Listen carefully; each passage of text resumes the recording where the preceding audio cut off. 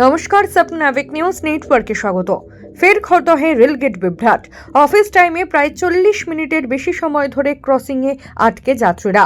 রেলের কেবিন গেটের সামনে বিক্ষোভে ফেটে পড়লেন তারা। অভিযোগ, সপ্তাহে প্রায় প্রতিদিন অফিস টাইমে 40 থেকে 45 মিনিট বন্ধ থাকে খড়দহের রেলগেট, যার ফলে চরম দুর্ভোগের শিকার হতে হচ্ছে অফিস যাত্রী থেকে শুরু করে স্কুল কলেজে যাওয়া পড়ুয়াদের।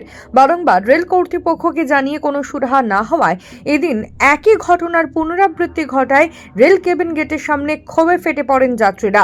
এমনকি রেল পুলিশের সঙ্গে বচসাতেও জড়িয়ে পড়তে দেখা যায় বিক্ষোভকারীদের। দেখুন সেই ছবি।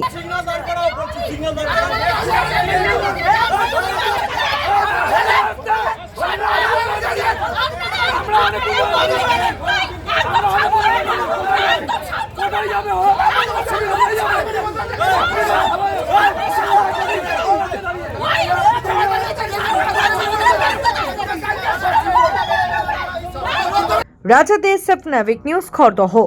जय हिंद।